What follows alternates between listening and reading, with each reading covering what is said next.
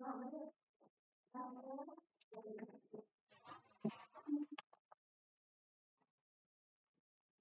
noches, profesor.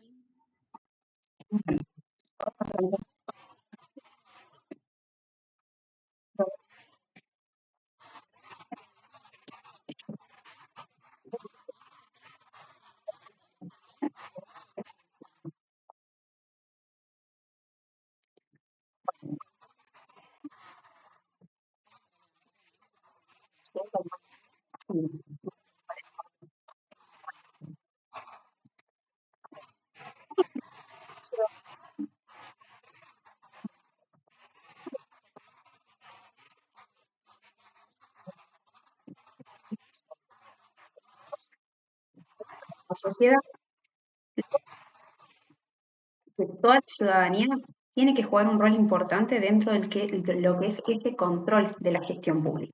Bien, entonces, cuando nosotros hablamos del control, no hablamos solamente de que la ciudadanía, por ejemplo, participe en una elección votando, sino que tiene que ver con ciertos mecanismos que van a permitir que el ciudadano pueda, por un lado, influenciar, supervisar y por otro lado, también exigir una rendición de cuentas sobre las políticas públicas ejercidas por un funcionario o por un agente público. Bien, acá surge lo que es el concepto de ciudadanía activa. ¿Qué es la ciudadanía? La ciudadanía activa? Es la participación informada y comprometida que tiene un individuo sobre un determinado asunto público.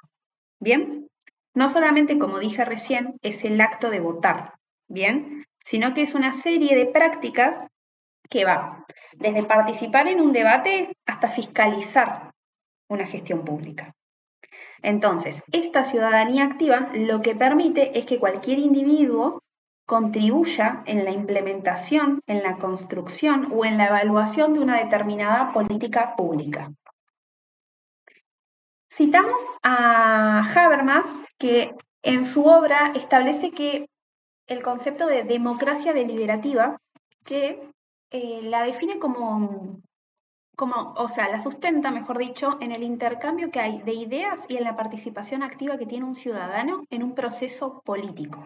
Bien, entonces acá aparece nuevamente lo que es la ética pública, que intenta fomentar o incentivar a esta forma de ciudadanía, a esta forma de participación de la ciudadanía.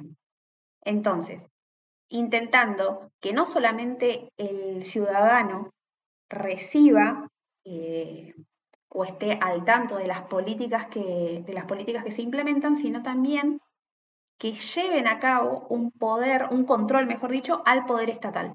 Bien, hay determinados derechos y deberes que tiene la ciudadanía en general y vamos a focalizarnos en los que tienen que ver con el ámbito de la ética pública, ¿bien?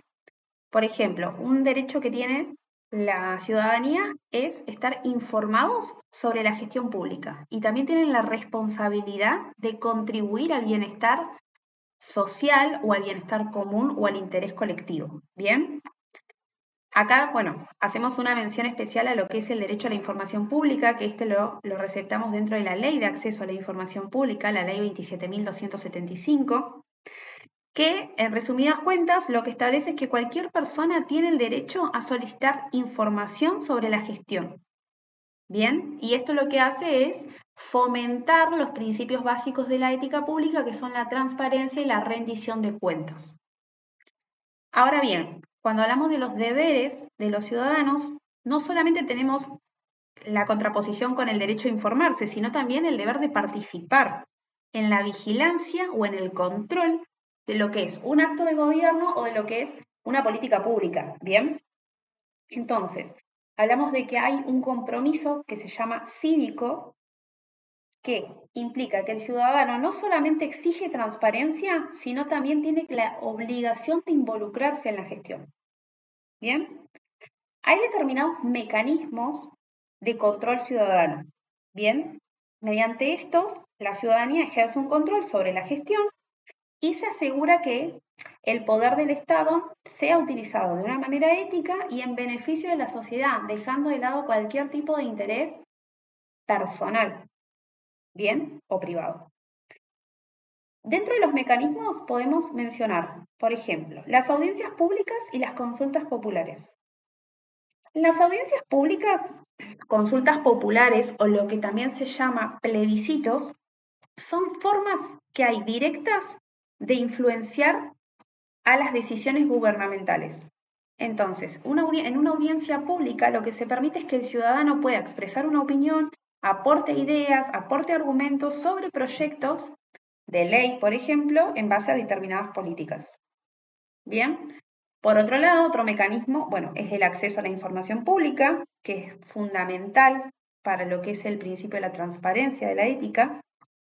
Entonces, acá citamos a O'Donnell, que establecía que un gobierno democrático debía garantizar la democracia en las acciones para que el ciudadano pueda ejercer un control efectivo.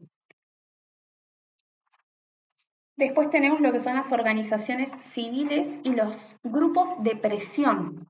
Cuando nosotros hablamos de organizaciones no gubernamentales, tenemos los movimientos sociales, los sindicatos y otro grupo de presión, que se llaman así, que desempeñan un rol importante dentro de lo que es el control. ¿Bien?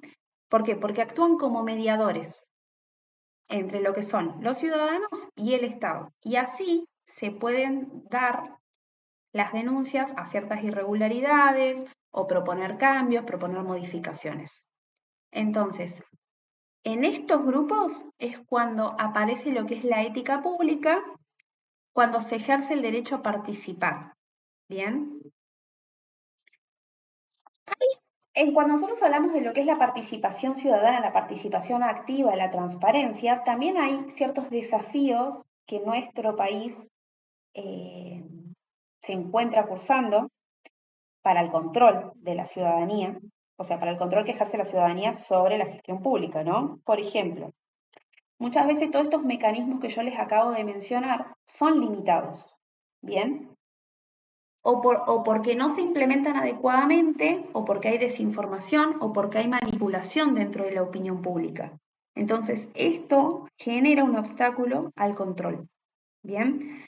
Entonces, nosotros tenemos que el poder, decía Foucault, que siempre se articulaba de una manera compleja, porque hay determinadas estructuras de poder que tienen que ser vigiladas continuamente para poder evitar esa concentración. Bien. Nosotros con la expansión de las tecnologías en cuanto a la información, se han también abierto puertas al fortalecimiento de esta participación ciudadana. ¿Por qué? Porque las plataformas digitales hoy permiten una mayor difusión de la información. Entonces, también esto facilita que el ciudadano tenga acceso a la información o a los datos públicos y que la organización de la sociedad se fiscaliza para ejercer un control sobre la gestión. Cuando nosotros hablamos de democracia, lo primero que se nos viene a la mente es el voto, la elección, el poder elegir. ¿Bien? Pero no solamente una democracia ética tiene que ver con lo que es el sufragio, sino también que se tienen que garantizar mecanismos de control del poder. Teníamos, por ejemplo, a Norberto Bobbio, un autor que su obra El futuro de la democracia, él establece que el problema central de la democracia es cómo controlar el poder con el menor costo social. ¿Bien? Entonces, a partir de esta perspectiva, nosotros podíamos comprender que la ética pública no se podía pensar solo dentro del Estado, sino que también se tiene que hablar de una ciudadanía que tiene que ser crítica y activa. ¿Bien? Entonces, acá hablamos de tres formas que tenemos de control democrático. Tenemos el control electoral, que es el voto. Tenemos el control institucional, que es a través de organismos como son las auditorías o las defensorías. Y tenemos por último el control cívico o también llamado control social, ¿bien? Que es el que establecen los medios de comunicación, las redes, las organizaciones sociales, ¿bien? Entonces, a partir de ahí se sostiene que nosotros que transitamos lo que es la democracia contemporánea, la vamos a redefinir no solamente por lo que es la elección de un representante, que lo llevamos a cabo a partir del sufragio, sino también a través de la vigilancia, la evaluación y la denuncia de ese poder. ¿Bien? Entonces, la ética entra en juego en este momento, ¿por qué? Porque articula todas esas tres dimensiones que yo acabo de nombrar y garantiza que una gestión sea transparente y sea justa. ¿Bien? Haciendo alusión a lo que es la justicia, el reconocimiento y la desigualdad, nosotros tenemos, vamos a hablar de lo que es la corrupción, la lucha contra la corrupción y la defensa de la ética dentro de lo que es la gestión pública, no tiene que desvincularse de lo que es la justicia social o del problema de la justicia social. ¿Bien? Acá aparece el autor Fraser, la autora, perdón, Nancy Fraser, que propone una teoría de la justicia. ¿Bien? En esta teoría se articula una dimensión que es económica, que es la redistribución o la distribución de los recursos, con una dimensión que es cultural, que es el reconocimiento de una identidad y de que hay diferencias. ¿Bien? Entonces, la ética, en este caso, tiene que incluir siempre una mirada acerca de las diferentes desigualdades estructurales que hay y el modo en que esas desigualdades estructurales condicionan la posibilidad real de ejercer la ciudadanía. ¿Bien? Ahora hablamos de ciudadanía digital y las nuevas formas de participación que hay con la nueva era digital. Como dijimos hace un ratito, el desarrollo de las tecnologías de la información han abierto nuevos espacios o nuevas aristas para la acción de la ciudadanía y el ejercicio de ese control del poder. Bien, tenemos las redes digitales que no solamente sirven para difundir información, sino que también permiten organizar la información. También permiten realizar o entablar lo que son acciones colectivas, denunciar actos de corrupción y visibilizar lo que son las diferentes demandas sociales que hay.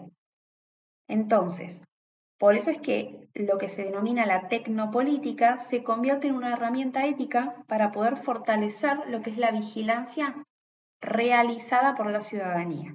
Bien, entonces tenemos que el poder ya no se ejerce de una manera única en lo que son las instituciones tradicionales, sino también que tenemos las redes de comunicación y los flujos de información que circulan a niveles globales. Bien, por eso también podemos destacar que la ética pública, dentro de lo que es el siglo XXI, intenta o debe incorporar esa dimensión digital como un espacio clave para poder realizar la fiscalización ciudadana y de esa manera llegar al fin único que es fortalecer una democracia que sea más abierta y más colaborativa. Nosotros hablamos recién de lo que era, hicimos alusión al concepto, a la noción, mejor dicho, de la que es la corrupción. Hoy en nuestro país, en la República Argentina, el principal problema que tenemos, que afecta a la administración pública y a la confianza que tiene la ciudadanía en las instituciones del Estado, es la corrupción. ¿Bien? En Argentina hay todo un marco normativo que está relacionado a luchar contra el delito de la corrupción, que se ha intentado generar determinadas reformas a lo largo de los años, todo esto dentro de lo que es el Código Penal. Pero bueno, a ver, se han intentado fortalecer ciertas herramientas, se ha intentado generar mecanismos para prevenir, para sancionar y para erradicar. Los avances no han sido, o sea, no es que nosotros vemos los avances a grandes rasgos, pero existen dentro. Ahora bien, el delito de la corrupción en Argentina ha sido desde hace años un desafío para las instituciones democráticas. Bien, ahora bien, cuando nosotros hablamos de corrupción, no solamente implica el mal uso de un recurso público, sino también afecta lo que es la equidad y lo que es la justicia social. Bien, la corrupción se la denomina como un fenómeno estructural que está relacionado con lo que es la debilidad institucional, la falta de transparencia y la impunidad. Ha habido a lo largo de muchos años determinadas investigaciones, que estos han sido tanto en el campo nacional como en el campo internacional, en lo que se llama derecho interno y derecho comparado, donde se han ido documentando determinados casos de corrupción en todos los niveles de gobierno. Bien, entonces, esto ha generado un efecto en la ciudadanía por la búsqueda de ciertas reformas que garanticen transparencia y también que garanticen la rendición de cuentas, que es como la clave principal ante la corrupción. Bien, como yo les dije, les mencioné recién, el Código Penal ha sido reformado, tiene ciertas reformas que han fortalecido la lucha, por así decirlo, contra el delito de la corrupción, pero también hay ciertos desafíos que todavía están relacionados con lo que es la práctica, ¿bien? En la hora de la práctica de estas reformas. Entonces, ¿cuáles son los principales problemas que nosotros tenemos con respecto a la corrupción? Primero que nada, tenemos una baja tasa de condenas firmes por delitos de corrupción. Principalmente esto lo podemos ver en los casos que han sido de alto perfil, que han salido en los medios y demás. Tenemos una lentitud en lo que es el proceso judicial. Tenemos procesos de corrupción que llevan más de una década y todavía no se han resuelto. Por otro lado, hay una débil independencia dentro de lo que es el sector del Poder Judicial. ¿Por qué? Y acá es donde se genera, a mi entender, el problema principal, porque es la imparcialidad que hay en la persecución penal.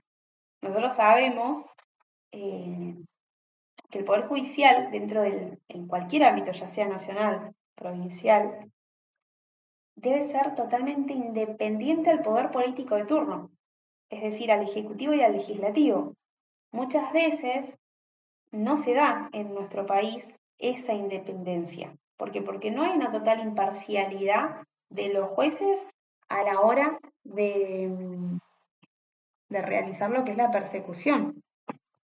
Bien, cuando hablo de persecución penal, hablo no de perseguir, sino de arbitrar los medios necesarios dentro de un proceso tipificado por el código para llevar a cabo toda una causa judicial que desencadene una sentencia. Bien. Seguidamente, tenemos también como problema lo que es hay una insuficiente capacidad para investigar delitos complejos dentro de nuestro país. Por ejemplo, dentro de estos delitos complejos tenemos lo que es el lavado de activos o la corrupción transnacional, que ya ahí toma otra órbita. ¿Bien? Entonces,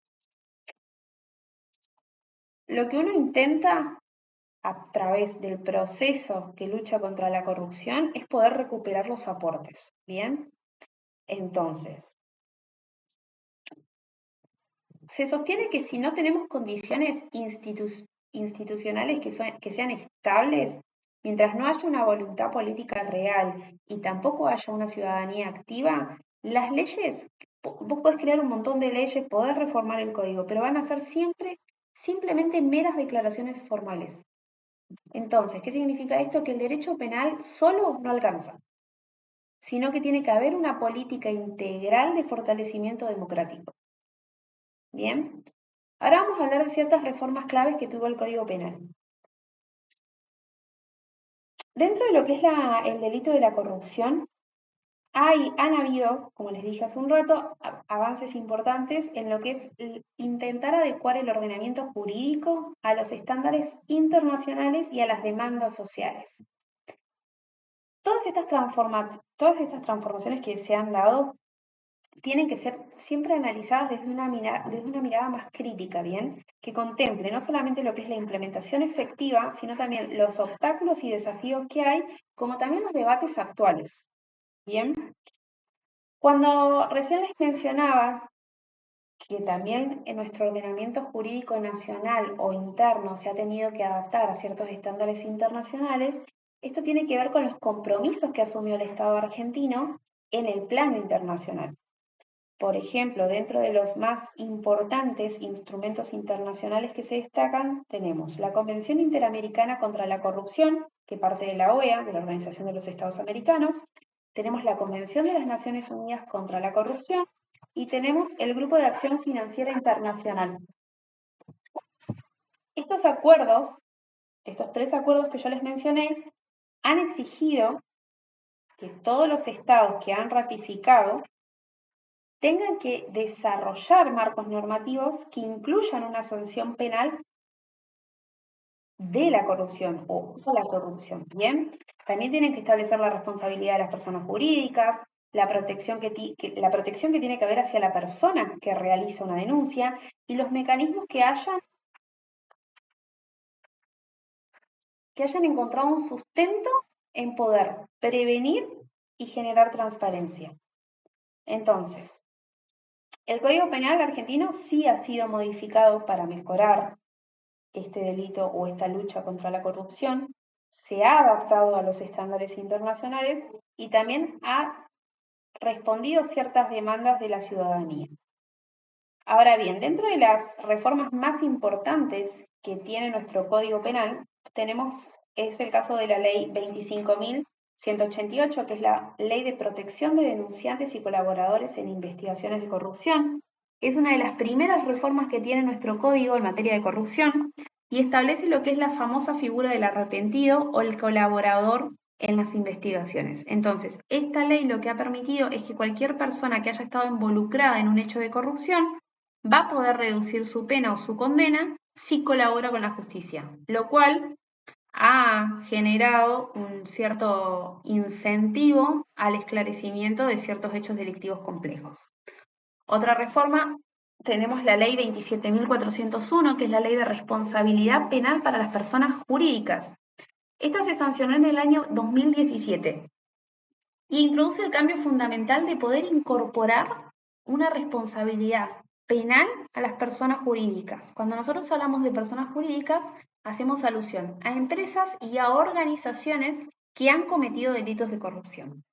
Entonces, lo que buscó esta reforma, esta ley, es que las empresas que han cometido actos de corrupción puedan ser procesadas penalmente y sancionadas con multas. ¿Bien? Entonces, es una extensión de lo que es el principio de responsabilidad. ¿Por qué? Porque no solamente se lo aplicas a un individuo, sino también se lo aplicas a una entidad colectiva que participa en un acto de corrupción. Luego tenemos lo que es la modificación del artículo 174 del Código Penal, donde se define y se penaliza el cohecho. Acá se amplía la definición del delito de cohecho y que incluye no solamente al funcionario público que acepta un soborno, sino también al que le ofrece o promete un pago a un funcionario para obtener una ventaja. Entonces, con esta reforma se buscó cubrir lo que son los vacíos legales y prevenir las prácticas corruptas, tanto en el sector público como en el sector privado. Por último, la otra reforma es la Ley 27.441, que es la reforma sobre el lavado de activos. Con esta ley lo que se estableció fueron medidas más estrictas para poder prevenir el lavado de activos, que este lavado de activos proviene de lo que es el delito de la corrupción. Entonces se amplían las posibilidades que hay de persecución penal en los casos relacionados con lo que es el famoso enriquecimiento ilícito. Cuando nosotros mencionamos las reformas del Código Penal, siempre hablando en materia de corrupción, tiene determinados objetivos, pero el principal siempre fue garantizar que el Estado argentino actúe con transparencia y que el ciudadano también pueda confiar en que los recursos públicos siempre van a ser utilizados de manera ética. Esta lucha contra la corrupción siempre va a estar directamente relacionada con lo que es la responsabilidad pública. Tenemos un Estado que debe ser responsable ante la ciudadanía por el buen funcionamiento o por el correcto funcionamiento de la administración de sus recursos. Nosotros en nuestro país es activo el principio de rendición de cuentas que intenta combatir la corrupción. Entonces, todas estas reformas que yo fui nombrando buscan encontrar o establecer o desarrollar estos mecanismos de control para que sea eficaz y poder proporcionar a la ciudadanía ciertas herramientas legales para que se sancione a quien incurre en una conducta corrupta. Acá volvemos a hablar de lo que mencionaba hace un rato. Es sumamente importante poder fortalecer la independencia de los organismos que deben ser independientes, como por ejemplo la Oficina Anticorrupción, la Auditoría General de la Nación, son los encargados de investigar y de perseguir estos delitos de corrupción. Ahora bien, hay ciertos aspectos que quedan a un costado cuando nosotros nos enfocamos exclusivamente en lo que es la sanción penal, porque es la prevención. Porque nosotros ahora hablamos de la sanción, pero ¿qué pasa con prevenir? Cuando nosotros hablamos de políticas públicas, con miras a prevenir el delito de corrupción, se requieren de ciertas herramientas que vayan más allá de este castigo, de esta sanción, y que sí apunten a poder construir lo que se llama una cultura institucional que esté basada en la ética. Bien, hay ciertas propuestas que se han dado, dentro de las cuales se destacan, por ejemplo, los planes de integridad obligatorios en organismos del Estado, las evaluaciones periódicas para estas evaluaciones son en cuanto a los riesgos de corrupción, y también hay capacitaciones que deberían ser obligatorias en ética pública para tanto para funcionarios como agentes públicos. Entonces, todas estas políticas no solamente van a cumplir una función del tipo normativo o legal, sino también tienen que ver con una cuestión pedagógica. ¿Por qué? Porque se está promoviendo un modelo de gestión pública que tiene que estar basado en la responsabilidad, en la ejemplificación y en el, perdón, y en el compromiso que hay de todos con el bien común. Entonces, hay ciertos debates que con todas estas cuestiones se han dado en el último siglo, que lo que buscan es o profundizar o revisar el marco legal con miras a la anticorrupción. Hay propuestas para declarar imprescriptibles los delitos de corrupción. ¿Por qué? Porque muchas causas, como les mencionaba al comienzo de la clase, son tantos los años que se espera para llegar a una sentencia que muchas veces pasan a quedar prescriptos. Por otro lado, hay ciertas iniciativas para poder modificar los plazos de esta prescripción penal o suspenderlos mientras el acusado ostente un cargo público. Y por último, también hay discusiones que tienen que ver con la creación de una agencia autónoma anticorrupción, que tenga independencia funcional y que también tenga independencia presupuestaria. ¿Por qué? Porque acuérdense que lo que es la Oficina Anticorrupción actual depende del Poder Ejecutivo, el Poder Ejecutivo nombra a los miembros o a los directores y también se basa con el presupuesto anual que es mandado por el Ejecutivo al Congreso. Entonces, depende exclusivamente del Poder Ejecutivo. Es así. Entonces, con todo esto, nosotros lo que necesitamos poner de manifiesto es que la ética no solamente es intentar alcanzar un estado ético, sino más bien construir una visión o una revisión que sea crítica, que haya una mejora normativa y que también haya un fortalecimiento institucional.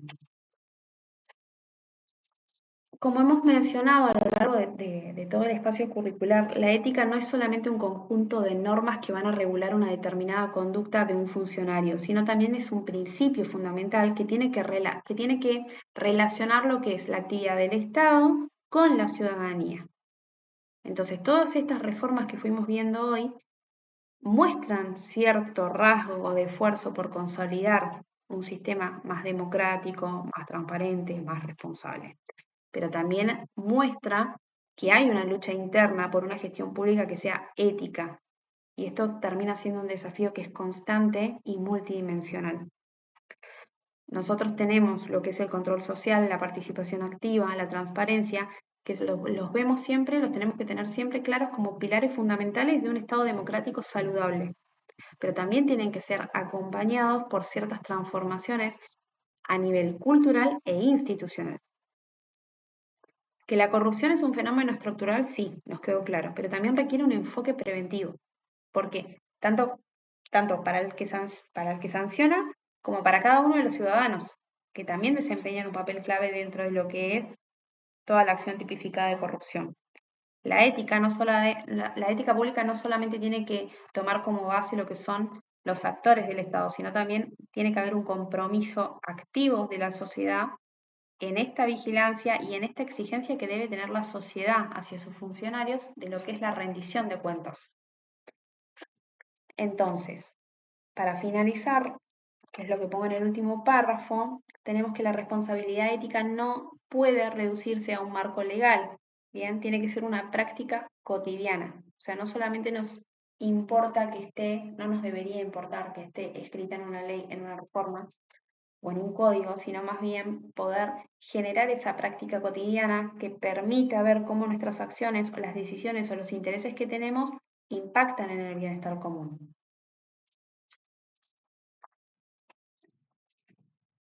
Eso sería para finalizar lo que son las reformas del Código Penal. ¿Alguno tiene alguna duda? ¿Algo que quiera consultar con respecto a esto, la actividad? ¿La han hecho? Bueno, nos queda una clase más y viene el parcial. Seguramente la clase que viene, la clase número 10, más allá del contenido teórico, bueno, si tienen dudas con respecto al parcial y demás, vamos a poder evacuarlas todas.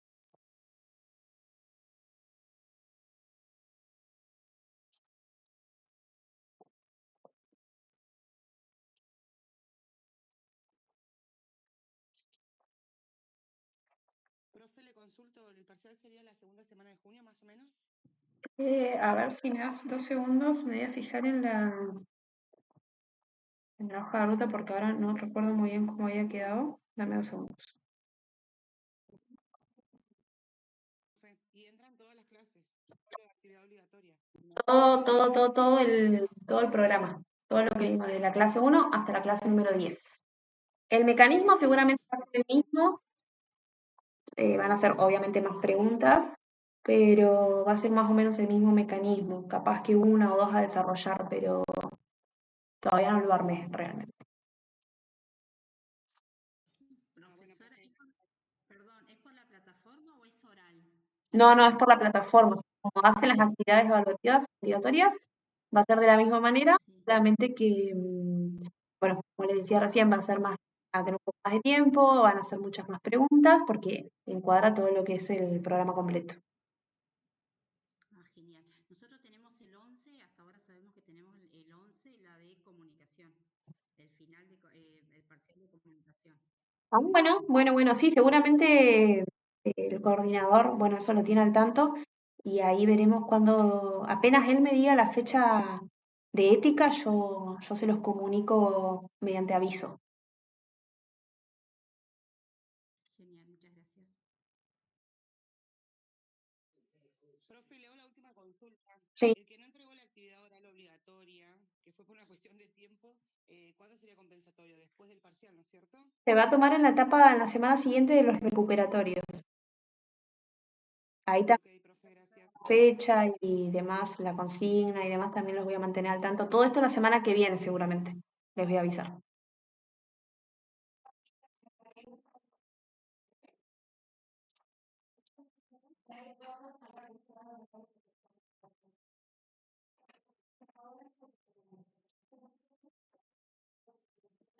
Bueno, no sé si tienen alguna consulta más, si no se pueden ir desconectando, no hay problema. Por mi parte, no, profe, gracias. Buenas noches. Muchas gracias, buenas noches. Buenas noches.